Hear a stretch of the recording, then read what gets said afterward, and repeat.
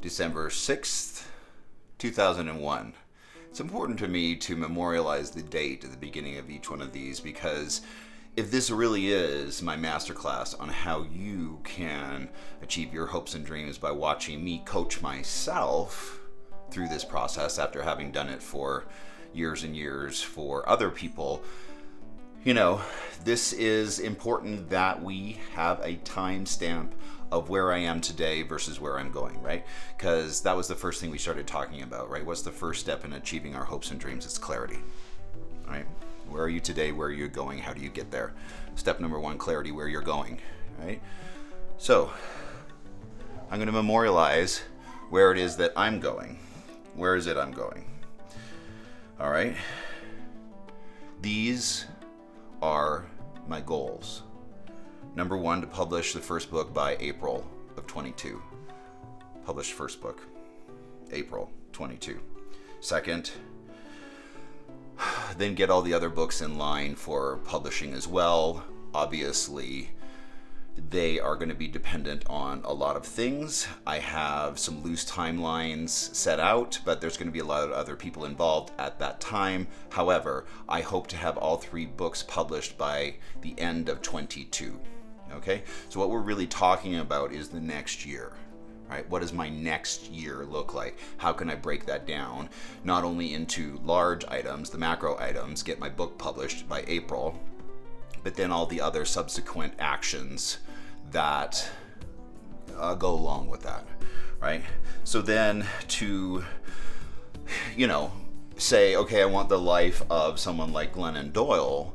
Well, what does that mean? What are the actionable items? What does she have that I am going to be seeking as well, right? So the second is interviews on podcasts and talk radio, right? Got to start stepping that up. My books aren't even published yet, but I promise you I will be everywhere, even before they are published, talking about this, bringing people on board. Step number 2, right? Like we talked about, actionable items, bringing people on board, right? Clarity, where are you going? How are you going to get there? Okay? Beyond interviews on podcasts and talk radio, social media. My expectation for this YouTube channel is I have 100,000 subscribers by the end of 22.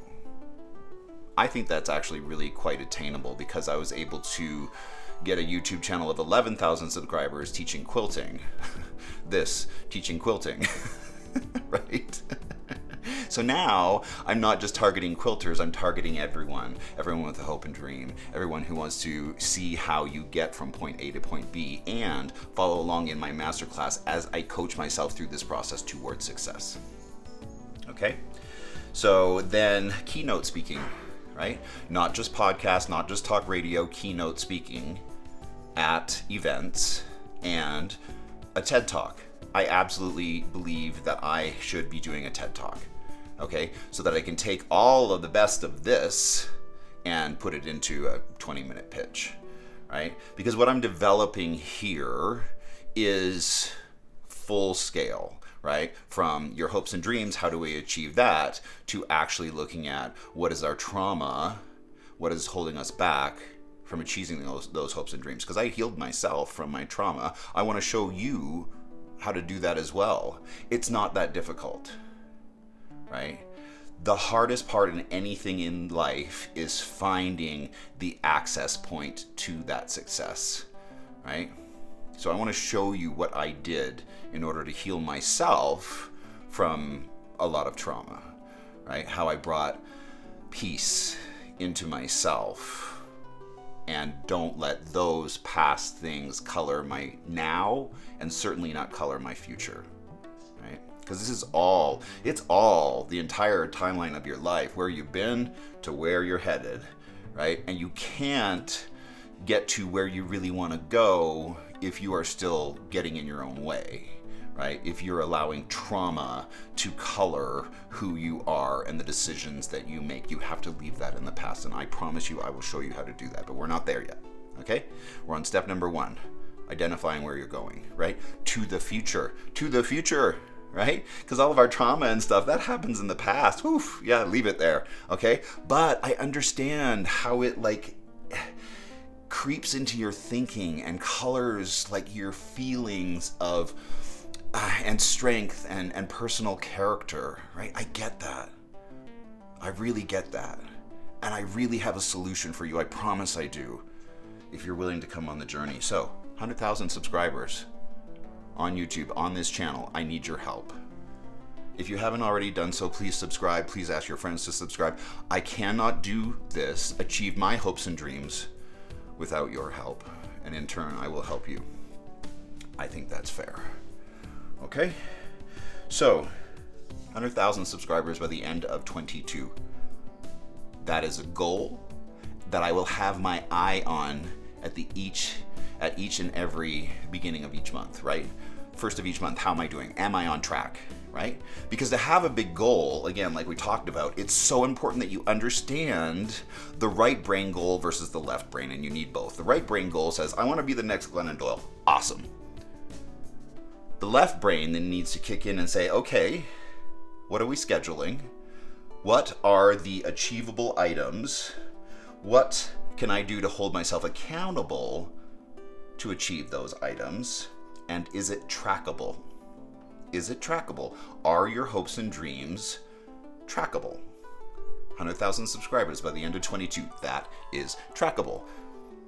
The first of each month, I sit down and look at where am I versus where do I need to go? Do I need to amp up the number of speaking gigs that I'm doing to get in front of more people, to bring them on board for my 100,000 subscribers by the end of 22? Again, I am talking it into existence right here, right now. Because we don't give enough credit to the universe to conspire for our success, but you gotta get it out of your brain. Right? You got to actualize it. You have to get those hopes and dreams down on paper. Just that one thing, writing down the plan on paper, that alone is one of your most powerful tools. That is the science that we don't understand yet, right? It's up there with being grateful. Grateful for what we have, right? But more so, being grateful for what's about to come. Because that's where our hopes and dreams really start to manifest. That's when the universe starts to really lock in and understand, oh, they're asking for this specifically. But when you go beyond just asking for it and being grateful for it showing up in your life, even when it hasn't shown up yet, that's magic. Why? Because the universe thinks that you're thanking them for something that hasn't happened yet, and so they realize the error, so to speak, and they start to put it into place, right? Thank you, universe, for 100,000 subscribers on YouTube by the end of 22. Thank you for that. Thank you for that. I want to welcome that into my life, right? I want to say that I am worthy of that, because again, what's on the other side of that door? Are you asking for something for yourself? Is it fear, or is it opportunity? Knock, knock, knock. I'm asking for what I want in my life. I get it out of my head. I actualize it. I bring it into reality. I bring it into the physical plane. Just by writing down your plan, there's a chance. There is something that the universe can start to work with to conspire for your success.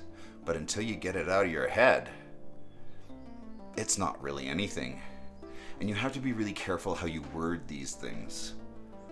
We never speak about what we don't want, because the universe doesn't understand want versus don't want. It just understands what you're focusing on.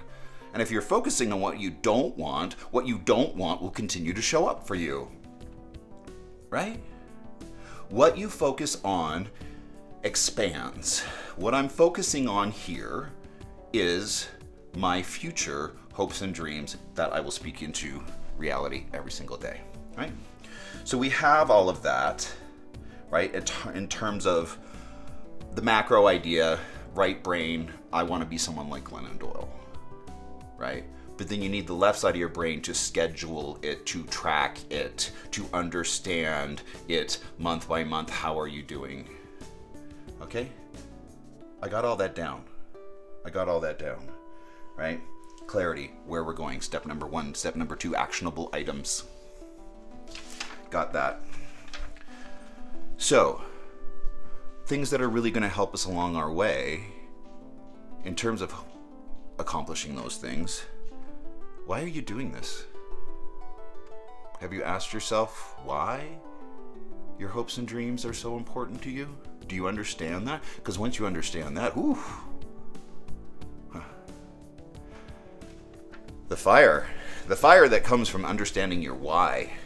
Why am I doing this? Why do I want to be a successful author? Why do I want to share my ideas and my vision for what the future can look like for us as human beings?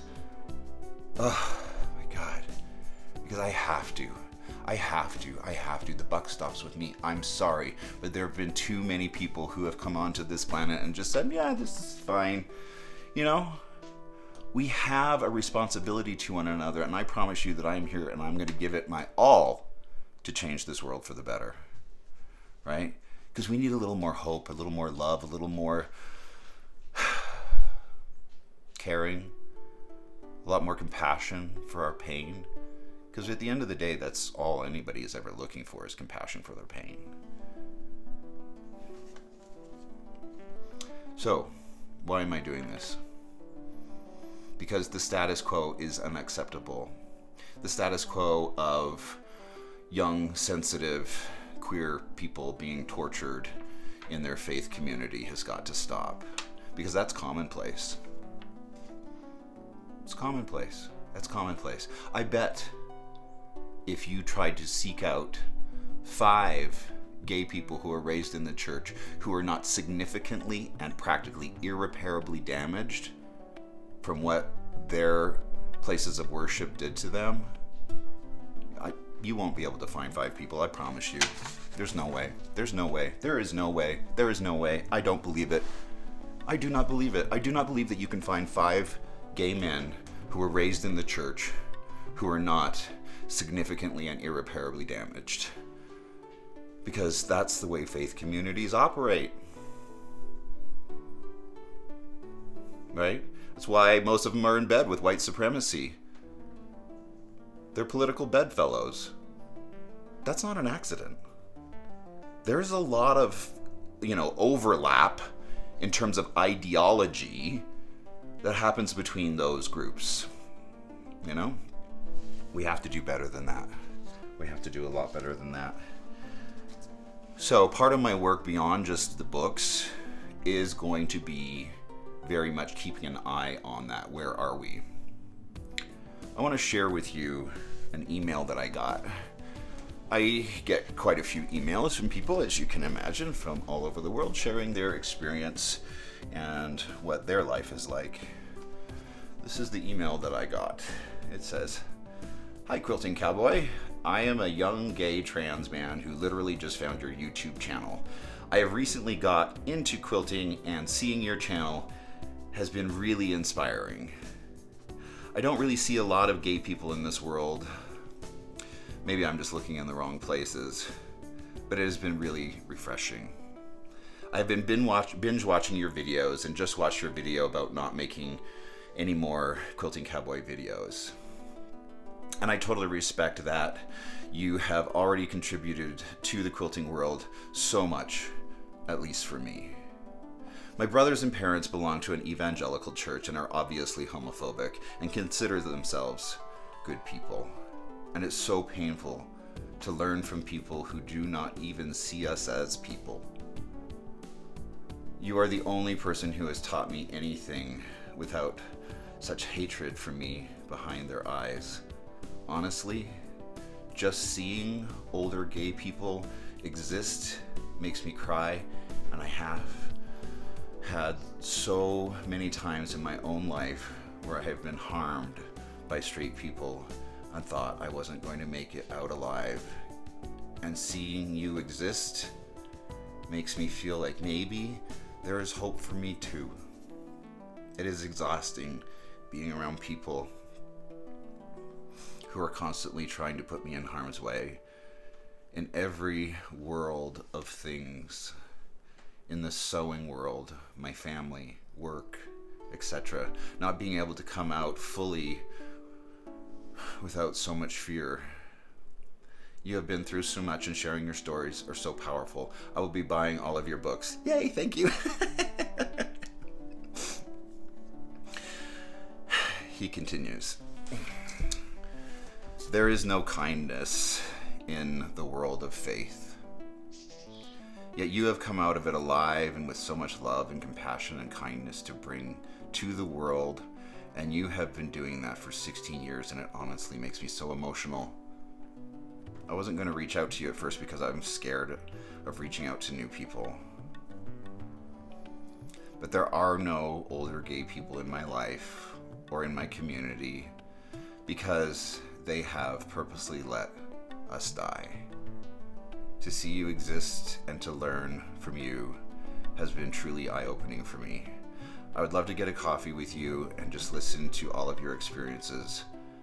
But what I am here to say is you make a difference in young gay people's lives, whether you realize it or not, just by being who you are. There is no evangelical Catholic on our side. I have grown up in those communities, and we are the enemy to them. I have never received a shred of kindness from them.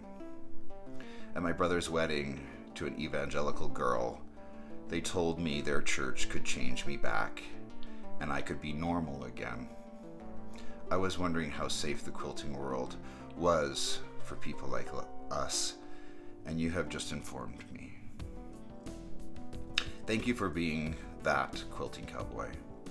I will be following you and everything you do in the future. Thank you.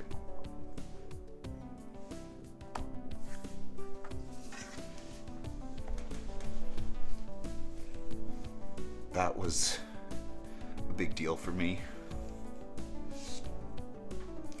because it showed me that one of my goals was to do whatever I had to do to protect the next generation. And when I got that, I realized I'm too late. I'm too late. The next generation is already damaged.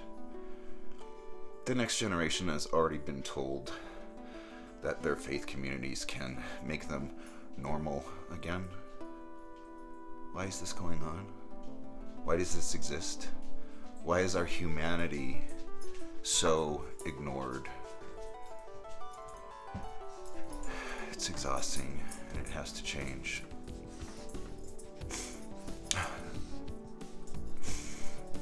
So we focus on the good things, right, Lewis?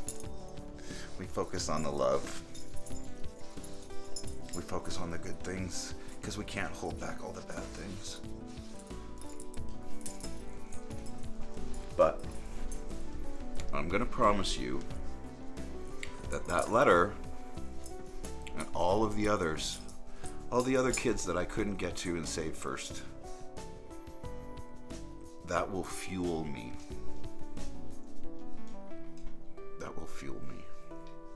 So, if you're watching this, you're queer or not, and you've had an experience with a community of faith, I want to hear about it. All sides.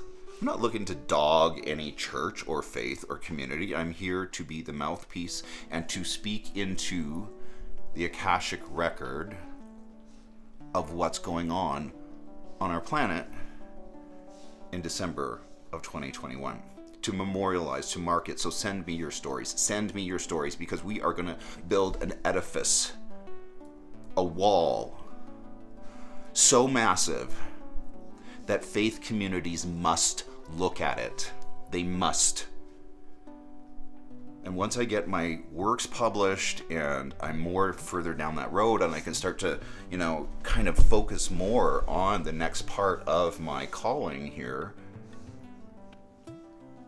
that is going to be something that I am going to demand that churches look at. We are going to build a wall of our queer trauma that they can't ignore. It will be massive.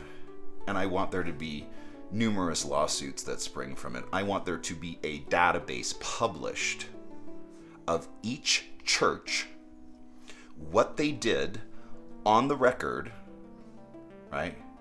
When my friends were dying, Because you say that your faith communities are places of love and shelter. Where? I've never seen it. Not at all. Not one shred. Not one shred. Right? So what we are going to do is we're going to take our experience and we're going to say, here, this is what it's like to be in your presence, Christian people, Mormon people. This is what it's like. Because there's one thing I want to get really clear about, right? As I go through this work and I tell more of my story, what happened to me in my faith community, how I was tortured. Because my parents aren't bad people. I wouldn't even say they necessarily did anything wrong. They were the best examples of what it looks like to be a good evangelical Christian. The best. My father's a Baptist minister, got up there every Sunday and preached. My mom, home ec teacher, right?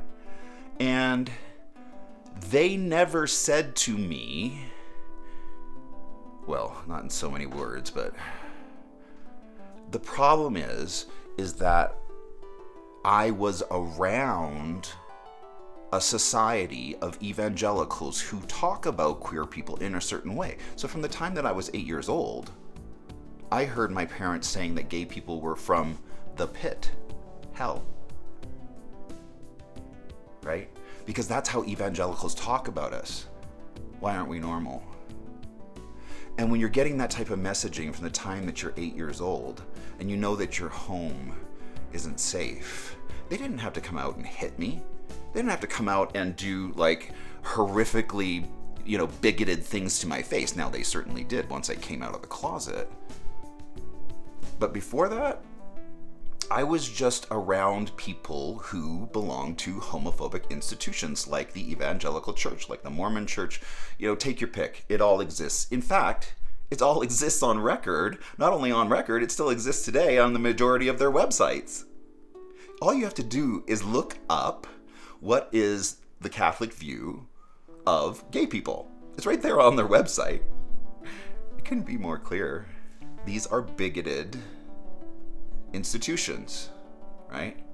And being around them was traumatic for me as a young queer person, because I realized very quickly that my home wasn't safe and that I had to make decisions and choices to get out of there as fast as I could, and I did.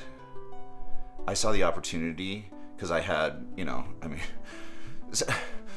it's a long story, but I knew that I had to get out of there. I knew I wasn't safe, and I got out of there as quickly as I could. I hadn't even graduated high school before I left home because I knew I wasn't safe. And I knew that I couldn't come out to my parents until I was financially on my own. So that took me a while, until I was 19, until I could come out to them, because I knew that I could sustain myself, that I wasn't beholden to them for anything. Right? So when I finally got myself in that order, and I did come out to them, it was exactly what I expected. And it was terrible. And that's when they suggested that I come get help. I go to conversion therapy. And the fact that third rail, the thing that you touch and you die, was introduced into my life, that was a reality for me, was terrifying. Was completely terrifying. And again, I'm sure my parents are like, what is your problem? Why are you so God, we didn't do anything. We didn't put our hands on you. No, they didn't have to. I was terrorized. I was terrified to come out. And when I did, it was bad. It was really bad. I've asked my family multiple times not to follow me on social media, not to be involved in any of that, because I don't have anything really good to say. And I don't want to hurt their feelings, and I don't want them to hear it, but I also need to speak my truth. Right? Because this gives people hope who write to me and say, just seeing you exist, seeing you be healthy, seeing you stand up for yourself, seeing you ask for your hopes and dreams, to have that kind of self-assurance, right? Get your life together, regardless of the trauma. right? I want to teach you that. It's going to take time, okay? So, thank you for today. I hope that was helpful. Go, get clear on where you're going, then break down into actionable items. That is what we're going to be doing here this week. By the end of this week, we will be moving on, but I need you there. I need you with me. And queer people, I need you telling me your stories so that I can say this like I just did for that young man, so that we can know about them. We can know about their stories. We can pray for them. They deserve that. So, I hope you have a great day. Show up for yourself. Go ask for something today that's going to help you on your path, right?